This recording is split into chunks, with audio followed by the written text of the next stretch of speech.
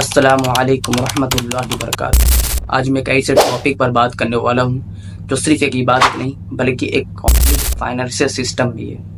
زکوٰۃ اسلام کے 5 پلرز میں سے ایک ہے، but have you ever wondered کہ زکوٰۃ کا اصلی پرپوز کیا ہے؟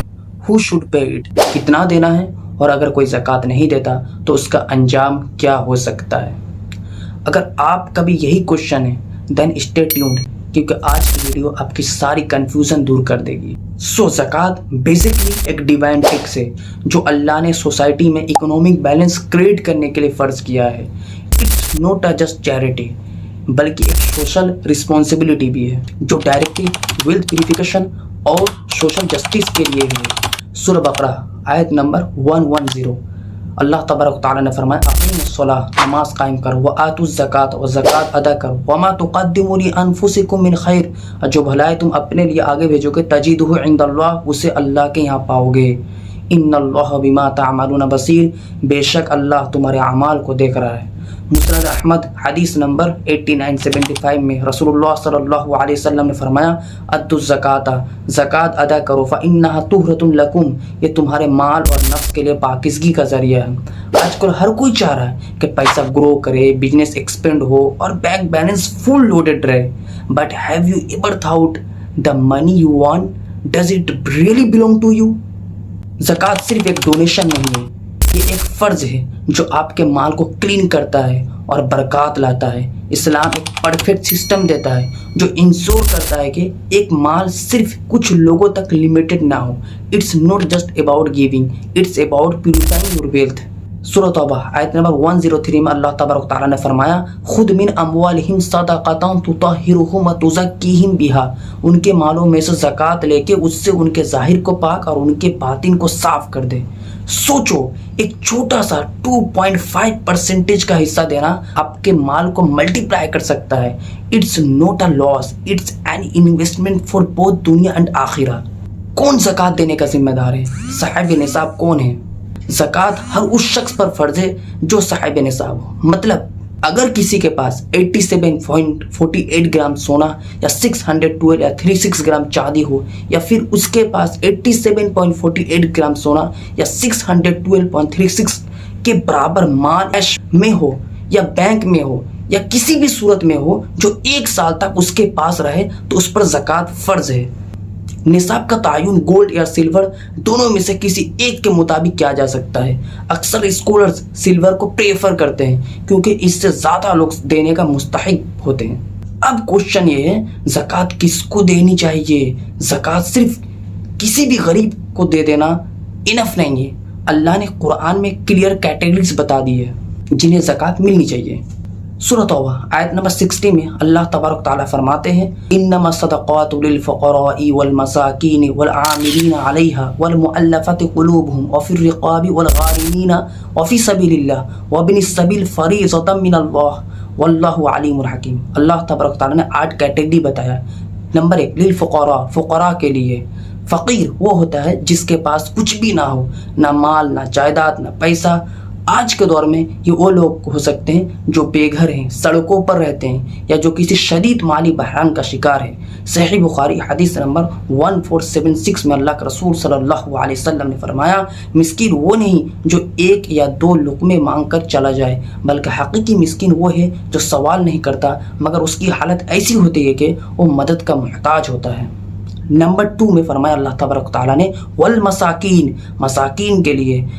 مسکین وہ ہوتا ہے جس کے پاس کچھ ہو مگر اس کی بنیادی ضروریات پوری نہ ہوتی ہو۔ مسلم شریف کی حدیث ہے، حدیث نمبر 1039، اللہ کے رسول صلی اللہ علیہ وسلم فرمایا مسکین وہ نہیں جو لوگوں کے پاس جا کر سوال کرے، بلکہ مسکین وہ ہے جس سے اس کی غربت نہیں پہچانوائی جاتی اور لوگ اس کی مدد نہیں کرتے۔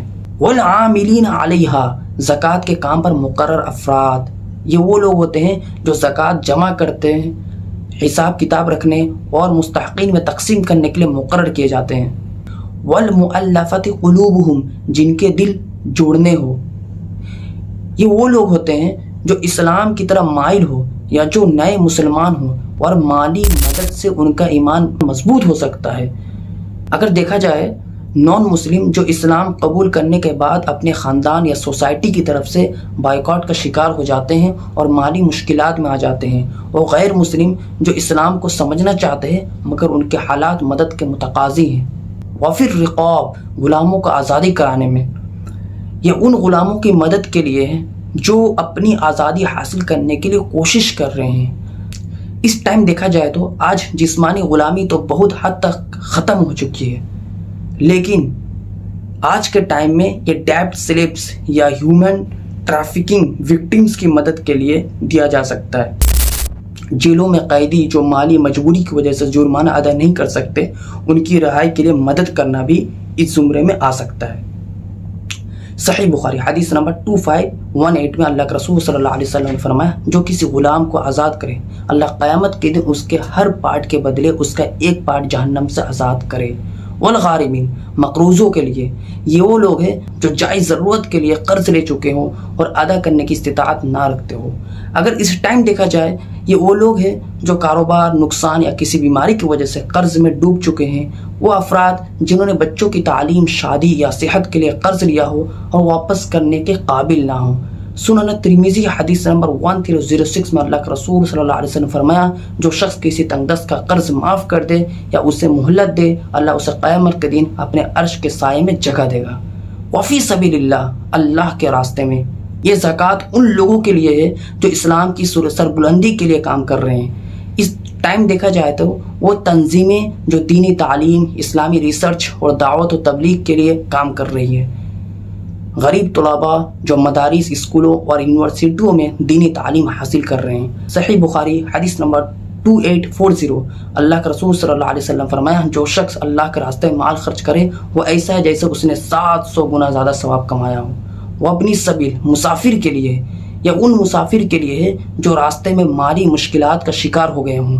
اس ٹائم دیکھا جائے تو وہ طلباء یا وہ ملازمین جو دوسرے شہروں یا ممالک میں پھنس گئے ہو یا ان کے پاس واپسی کا کرایہ نہ ہو، یا وہ لوگ ہیں جو قدرتی آفات، زلزلہ، سیلاب، جنگ کی وجہ سے بے گھر ہو چکے ہیں۔ زکوٰۃ اور صدقات کی تقسیم میں قریبی رشتہ داروں، پڑوسیوں اور اپنے علاقے کے مستحق افراد کو ترجیح دینا افضل ہے، کیونکہ اسلام میں صلہ رحمی، قریبوں کے حقوق ادا کرنا اور پڑوسیوں کا خیال رکھنا بہت اہم ہے۔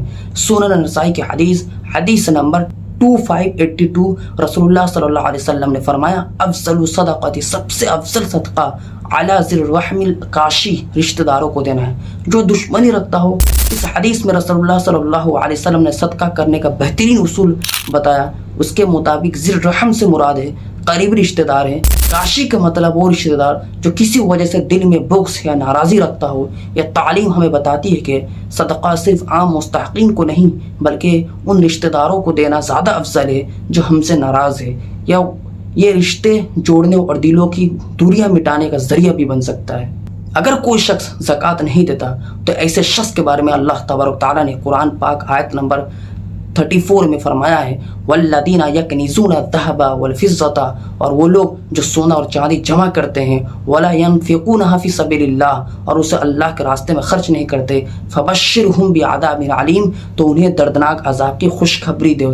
نیکسٹ آیت میں، آیت نمبر 35 میں اس عذاب کی تفسیر بیان کرتے ہوئے فرمایا، یوم یحمى علیہا، جس دن اس مال کو گرم کیا جائے گا، یعنی ان کے مال پر آگ دھکائی جائے گی، فی ناری جہنم، جہنم کی آگ میں، یعنی ہر دینار اور ہر درہم پر علیحدہ آگ دھکائی جائے گی، فتقوی بہا جباہہم وجنوبہم وظہورہم، پھر اس سے قیامت کے روز ان لوگوں کی پیشانیاں اور ان کے پہلو اور ان کی پیٹھوں کو داغا جائے گا۔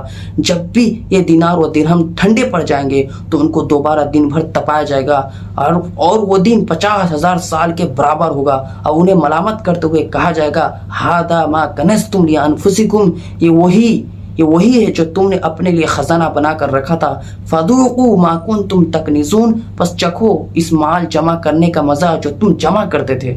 صحیح بخاری کی حدیث ہے، حدیث نمبر 1402 اللہ کے رسول صلی اللہ علیہ وسلم نے فرمایا، من آتاہ اللہ مالا، جسے اللہ نے مال دیا ہو، فلم یؤتی زکاتہ، پھر اس نے اس کی زکوٰۃ ادا نہ کی، مثل لہ مال ہو یوم القیامہ، تو قیامت کے دن اس کا مال اس کے لیے ایک صورت میں بدلا جائے گا، شجاعن اقرا، ایک گنجا سانپ بن جائے گا، لہو زبیبتان جس کے آنکھوں کے اوپر 2 سیے دھبے ہوں گے، یطوقہ یوم القیامہ وہ سانپ اس کے گلے میں توق کی طرح ڈال دیا جائے گا، ثم یأخذ بلحظمتیہ پھر وہ سانپ اس کے دونوں جبڑوں کو پکڑے گا، یعنی بشدقیہ یعنی اس کے دونوں رخساروں کو کاٹے گا، ثم یقول پھر کہے گا انا مالک وانا کنزک وہ سانپ کہے گا میں تیرا مال ہوں، میں تیرا خزانہ ہوں۔ تصور کرے وہ مال، وہ پیسہ، وہ سونا، وہ چاندی جسے ہم جمع کرتے ہیں، جس پر ہمیں فخر ہوتا ہے، وہی قیامت کے دن ہمیں جلانے کا ذریعہ بن جائے گا۔